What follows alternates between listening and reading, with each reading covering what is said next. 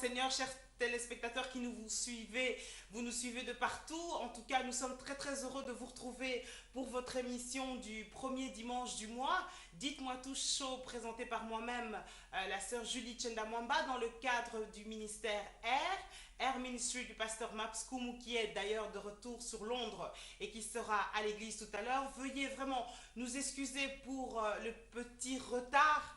Le grand retard, mais vraiment, excusez-nous, c'est dû à un petit souci technique, mais nous sommes bien là. Alors aujourd'hui, j'ai le plaisir d'accueillir quelqu'un que vous connaissez déjà, vous qui êtes fidèle à Olive TV. Il s'agit du prophète Yves Kayembe. Bonjour, homme de Dieu. Bonjour, mon soeur. Que Dieu vous bénisse. Il te bénisse abondamment. Alors, nous allons aborder un thème très important d'actualité. Nous allons poser la question à l'homme de Dieu, est-ce que Dieu parle toujours au travers de la bouche autorisée de ses prophètes?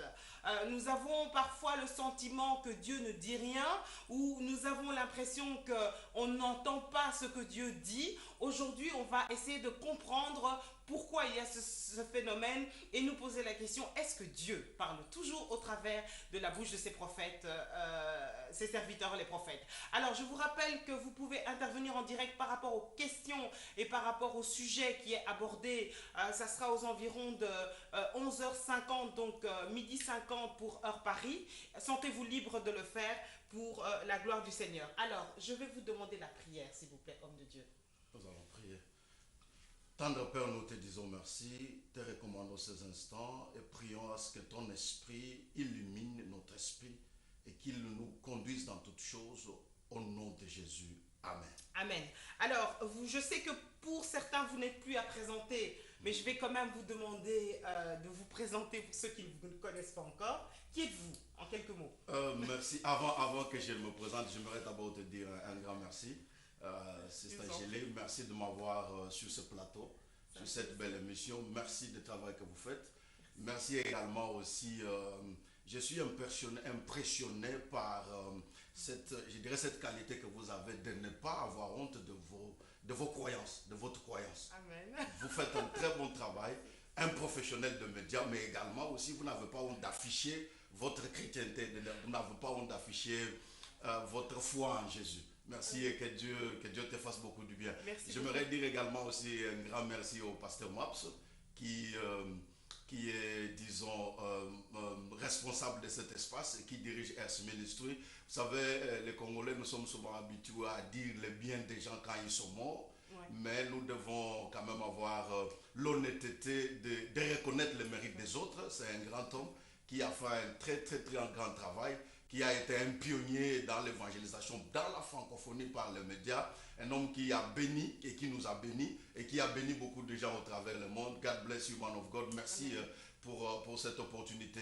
Alors pour en ce qui me concerne, ceux qui ne me connaissent pas, je réponds au nom du prophète Yves Kayembe. Je dirige Holy City Ministries, église La Ville Sainte, une église qui est implanté au sud de Londres, pratiquement à Peckham. Nous avons aussi des extensions à Kinshasa et en Angola. Je suis sur Olive TV chaque vendredi à 17h et depuis quelques temps, disons depuis le mois passé, je suis également sur Olive TV à 21h dans l'espace de la pastorale congolaise qui est dirigée par le pasteur Maps chaque mardi à 21h. Voilà un peu rapidement ce qui me concerne. Ok, merci. Alors on va parler du prophète aujourd'hui que vous êtes. Oui. Également, on va parler du prophète en particulier, mais également le prophète en général. Avant de rentrer dans le détail de notre émission, on va commencer par une définition, enfin quelques définitions pour bien comprendre de quoi on parle. Alors, si je dois vous demander votre définition du ministère prophétique, et également de pouvoir le nuancer par rapport aux dons de prophétie, aux dons prophétiques, quelle serait votre définition? Merci pour la question, une question très pertinente. Je crois qu'aujourd'hui, il y a trop de confusion dans l'Église parce que les gens n'arrivent pas à faire cette différence-là entre les dons de la prophétie et le ministère prophétique. En fait, les dons, si je peux commencer par les dons de la prophétie, c'est une grâce que Dieu fait aux gens, à toute personne, qu'il ait une certaine étiquette de ministre ou pas, un frère, une sœur normale, saisi par l'Esprit de Dieu, peut amener ou apporter un message par révélation de la part de Dieu.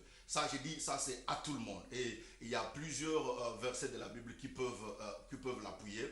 Mais je peux juste prendre 1 Corinthiens au chapitre 14, le verset 31 qui dit que vous pouvez tous prophétiser.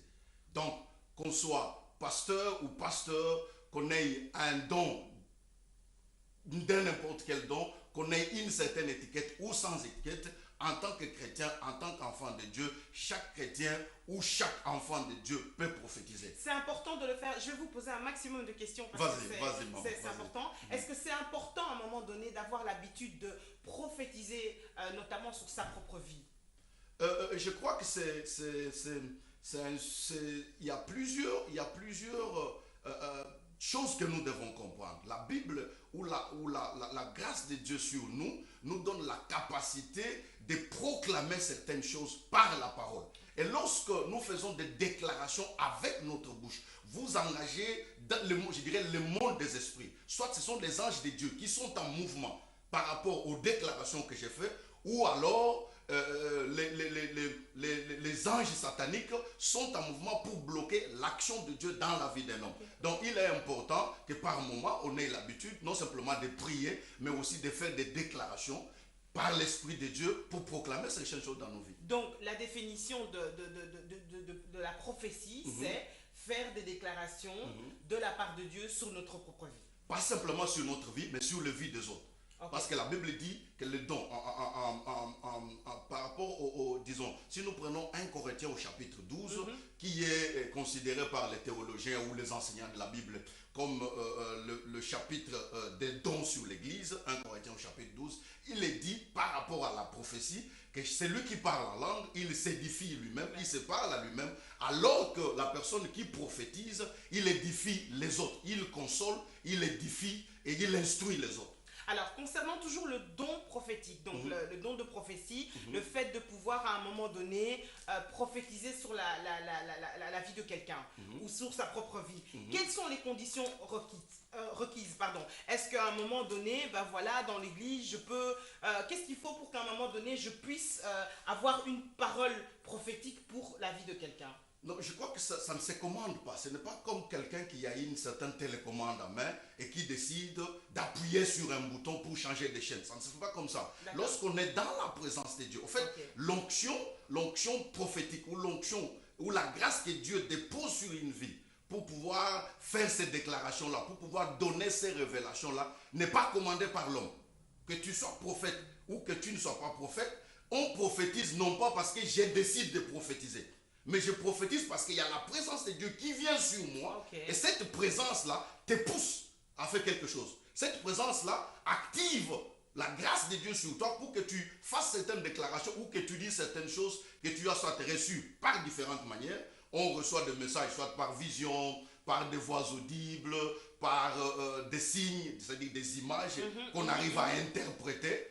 Et c'est comme ça que ça se fait. Mais ce n'est pas l'homme qui décide et dit voilà, maintenant je vais prophétiser sur la vie de la sœur Julie et je commence à dire des choses ou maintenant je sens que je dois. Non, c'est une présence qui arrive sur toi. Ce n'est pas l'homme qui la commande, ce n'est pas l'homme qui la téléguide par rapport à quand je veux et comme je le veux. Et ça ne se fait pas comme ça. Alors dans beaucoup d'églises, à cause des dérives, on va en parler plus tard, mais dans beaucoup d'églises actuellement, on demande aux gens d'éviter d'élever la voix pour prophétiser, ou bien on demande aux personnes qui ont un message prophétique de d'abord consulter le serviteur de Dieu avant de pouvoir élever la voix. Mais est-ce que c'est pas un peu contradictoire par rapport à ce que vous venez de dire, justement que la grâce vient sur la personne et à un moment donné, elle peut avoir le sentiment qu'elle doit dire quelque chose à une personne en particulier ou à l'église en général? Est-ce que c'est bien de stopper les gens, d'empêcher les gens d'élever la voix pour prophétiser? Non, je crois qu'il faudra qu'on cherche à avoir une balance au sein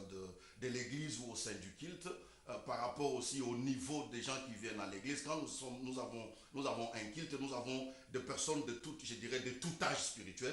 Nous avons des bébés, nous avons des gens qui sont encore un peu moyens, et nous avons également aussi des chrétiens qui sont un peu matures, qui sont déjà mûrs. Donc, il y a certaines choses qui peuvent laisser à la dérive s'il y a trop de désordre, chacun peut s'élever quand il veut et dire quelque chose quand il veut. Ça peut laisser ou ça peut nous entraîner dans un certain désordre et qu'on ne saura pas peut-être contrôler l'esprit ou l'atmosphère du culte. Le même verset ou le même chapitre que j'ai énuméré ici de 1 Corinthiens au chapitre 14, l'apôtre dit que l'esprit des prophètes est soumis aux prophètes. Je ne suis pas totalement partant du fait qu'avant qu'on donne un message, on doit d'abord le dire au pasteur. Et si le pasteur décide de ne pas le donner, ou si ce message-là, parce que toutes les fois qu'on donne un message prophétique ou toutes les fois qu'on donne une prophétie, ce n'est pas toujours pour dire, écoutez, Saint-Gilles, demain tu seras millionnaire. Il y a aussi l'aspect de la dénonciation, il y a aussi l'aspect de l'attention, c'est-à-dire des fois Dieu parle en nous mettant, en faisant certaines attention, ou peut-être Dieu parle des fois pour nous avertir de certaines choses. Admettons que moi qui suis pasteur de cette église-là, je me comporte par exemple très mal et que Dieu avait un message sur ma vie afin que je revienne sur la bonne voie. Si on me l'apportait d'abord en cachette, est-ce que crois-tu que je pourrais avoir la capacité de donner le même message devant la chaîne? Alors, est-ce qu'il faut faire preuve lorsqu'on a un message prophétique d'une certaine sagesse? Est-ce que la sagesse telle qu'on l'aperçoit, telle qu'on la définit par rapport au prophète doit être applicable? C'est-à-dire, est-ce qu'on peut dire à un prophète qu'il est sage, ou enfin, une personne qui a un don de prophétie, ou une personne qui a une prophétie, qu'elle est plutôt sage, si jamais elle a un message pour le pasteur justement, et qu'elle le dit en privé, au lieu de le dire comme ça à la chair quand elle sent qu'elle doit le dire? Est-ce qu'on doit faire preuve de sagesse quand on est prophète? Je crois que c'est important. C'est important, c'est une preuve d'une maturité. C'est la preuve de la maturité. Il y a des enfants, moi je m'excuse, originaire du Kassai.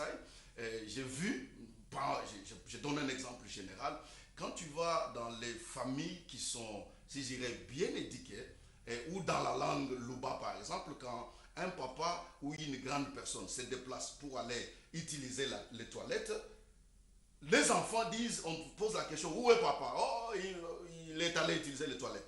Mais quand on a acquis une certaine maturité, ça ne se dit pas dans ces termes-là. On peut dire par exemple qu'il est allé derrière.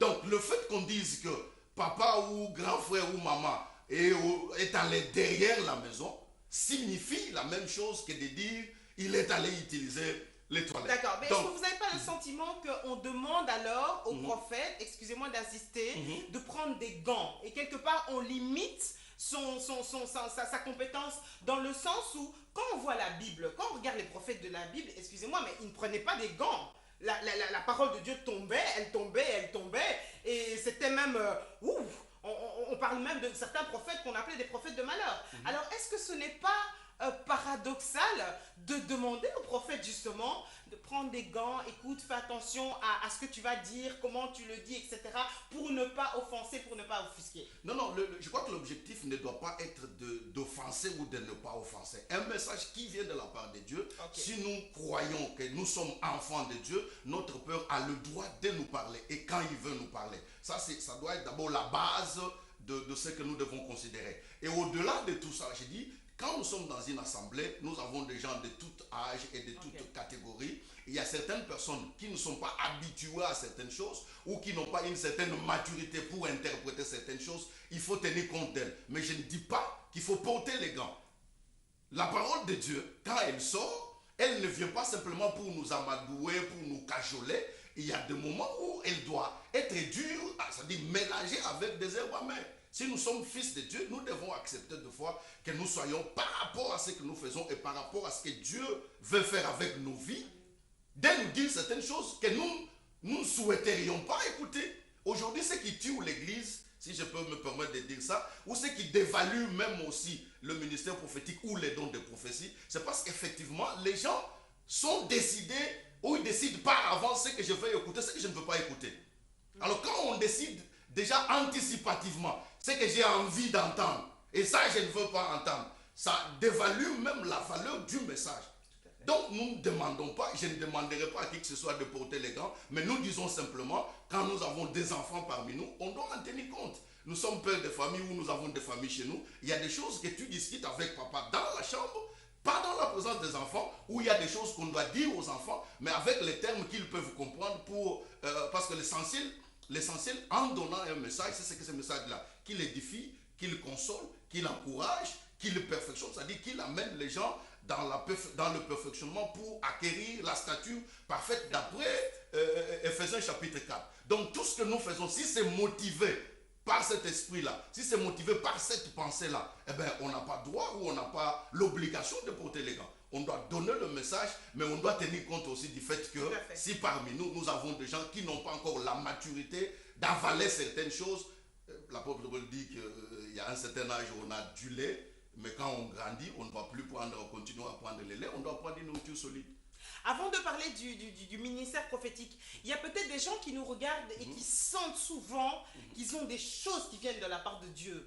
Mais ils ne savent pas justement comment les exprimer et qu'est-ce qu'ils doivent faire avec ce don peut-être qu'ils ont reçu. Qu'est-ce que vous aimeriez leur dire? Non, si j'ai un conseil à donner à tous ceux-là qui sentent qu'ils ont quelque chose de la part de Dieu à communiquer, j'ai bien dit que la première préoccupation, et en donnant, quand Dieu même nous donne ce message-là, c'est pour ses objectifs, c'est-à-dire pour édifier, pour consoler, pour encourager, mais non pas pour détruire. Il y a des gens aujourd'hui qui s'élèvent et donnent des messages parce que je suis contre cette sœur-là, ou je suis contre ce pasteur-là. Ils donnent un message pour détruire et non pas pour consolider, pour former, pour encourager et pour édifier. Mais si on a un message, si c'est un message qui vient de la part de Dieu, on ne doit pas avoir peur ou on ne doit pas avoir honte de pouvoir donner ce message-là. Vas-y, va voir, je ne sais pas, le pasteur, mais ce n'est pas une obligation, ce n'est pas une loi. Quand on a un message, d'après Ézéchiel, quand j'ai un message, quand je suis une sentinelle et qu'on m'avertit, il y a un danger qui arrive et que je n'avertis pas du danger. Si demain, ces personnes-là qui sont concernées par le cas ou le problème, un malheur leur arrive, Dieu dit qu'il va nous réclamer ce sang-là. Donc nous avons la responsabilité, lorsque nous recevons le message, de les transmettre. Parce que si tu ne transmets pas le message et que tu les gardes toi-même, la Bible où Dieu nous dit, où Dieu nous tiendra responsable de ce qui arrivera à cet homme si je ne l'aurais pas averti par le message que Dieu m'avait donné. Donc nous encourageons les enfants de Dieu à libérer le message. Ce n'est pas ton message, ce n'est pas toi qui l'as écrit ou ce n'est pas toi qui l'as conçu, mais s'il vient de la part de Dieu, tu dois les transmettre tel que Dieu le dit. Même si des fois ça peut... non, il y a des hommes qui ont eu les têtes coupées parce qu'ils ont livré certains messages. On n'aura pas simplement des applaudissements. Tout à fait. Et quand ça plaît aux gens, les gens vous applaudissent. Les gens reconnaissent que tu as une grâce ou un ministère prophétique de la part de Dieu, ou tu as un don de la prophétie. Mais quand ça heurte les consciences, tu n'auras pas. Mais on ne doit pas beaucoup se soucier de qui nous applaudit et qui ne m'applaudit pas. On a une responsabilité de communiquer quelque chose de la part de Dieu. Faites-le, advienne que pourra. Je peux dire ça. Parlons justement du fameux ministère prophétique, les prophètes. Déjà, d'entrée de jeu, les prophètes ne sont pas forcément aimés. Mais ce qui est étonnant, on remarque aujourd'hui que les prophètes ne sont pas forcément aimés parce qu'ils disent des vérités, mais plutôt ils sont pas aimés pour d'autres raisons. Parce que peut-être les gens ont la... Notamment, ce que j'allais dire, c'est que on n'a pas l'impression qu'ils disent justement la vérité. Au contraire, on voit des prophètes qui disent des choses qui sont... malheureusement, pour ne pas rentrer dans certains détails, mais qui sont parfois hors sujet. Donc des prophéties qui sont hors sujet. Donc notamment, il y a une sœur dans la salle qui porte telle chose, tel sous-vêtement, etc. Et on a affaire à toute une série de conseils, de scandales, pardon. Alors, quelle est votre définition du ministère prophétique?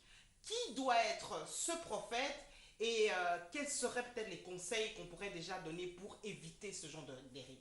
Merci pour la question. Il y a une question très, très, très pertinente.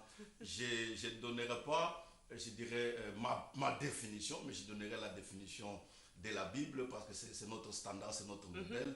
Je crois que la pensée de Dieu pour un homme qui a un ministère prophétique, j'aimerais d'abord situer par rapport à la dispensation dans laquelle nous sommes. Les prophètes de l'Ancien Testament, si je peux dire comme ça, les prophètes de l'Ancienne Alliance, ils avaient exclusivement, si je peux dire, la possibilité d'écouter Dieu et de transmettre aux hommes. Parce qu'en ces temps-là, il n'y avait pas d'autres moyens, je peux dire comme ça, Donc Dieu parlait au roi, il parlait aux nations, il avertissait ces hommes uniquement par les prophètes. Alors que la dispensation dans laquelle nous sommes, ce n'est plus exclusivement les cas. Je m'explique. Hébreux chapitre 1er verset 1, la Bible dit, après nous avoir parlé autrefois par des prophètes, aujourd'hui Dieu nous parle par son Fils.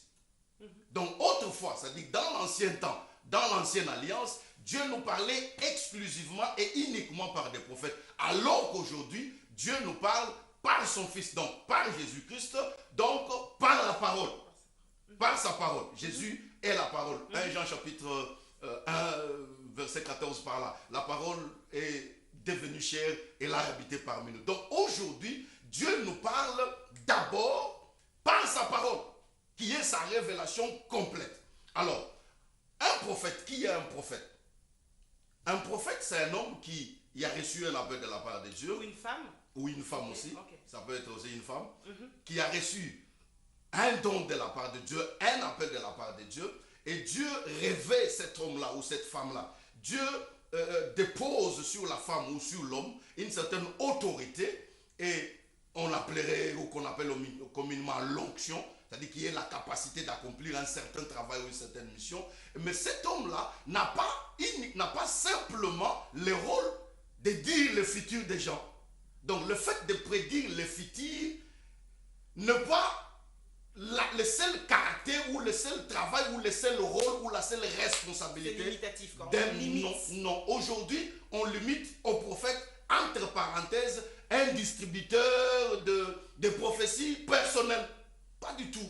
C'est pas ça la pensée de Dieu. Et tu lis ta Bible attentivement, tu verras, Marcel Gilly et aux téléspectateurs qui nous suivent, la toute première personne dans la Bible que Dieu lui-même a appelé prophète s'appelle Abraham.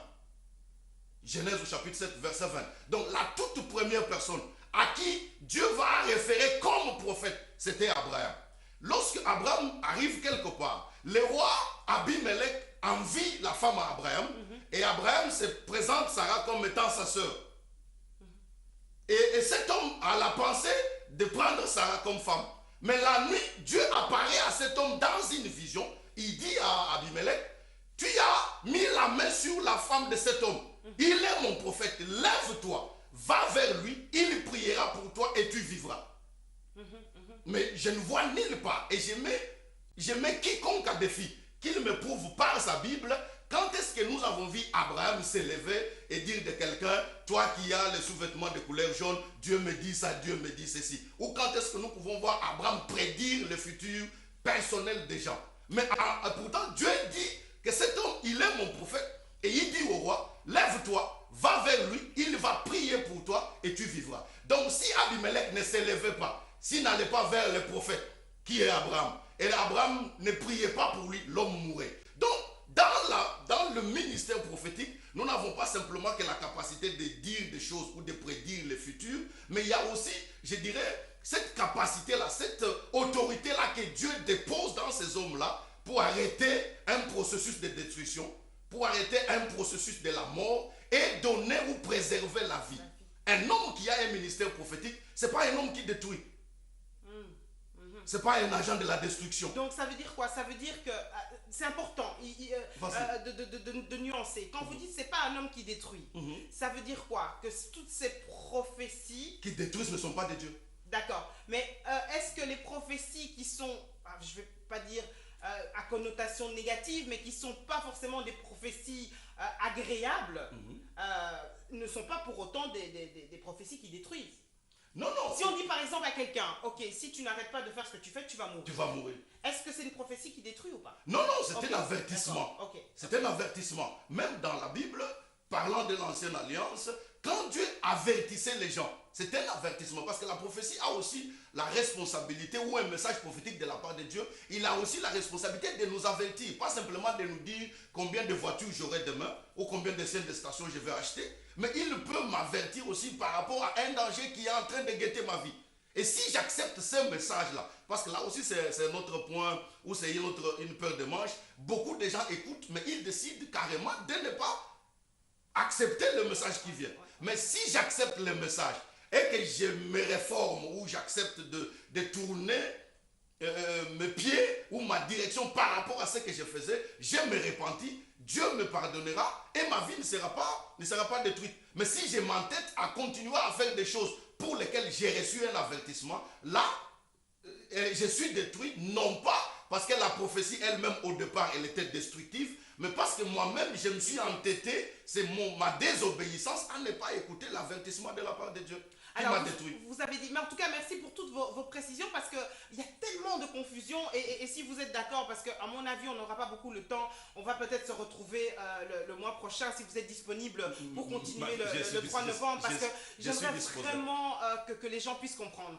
Alors par rapport à ce que vous avez dit, c'est très très très important. Donc un prophète n'est pas seulement là pour prédire l'avenir, en tout cas pour parler du futur d'une personne, il est là aussi pour amener la vie, proclamer la vie dans la vie d'une personne. Alors, par rapport justement à parler du futur, premièrement, dans quel cas est-ce important pour Dieu qu'une personne, on puisse lui parler de son futur? Pourquoi est-ce qu'à un moment donné, un prophète pourrait être amené à parler du futur de la personne? Et pourquoi il y a autant de dérives par rapport à cet élément-là?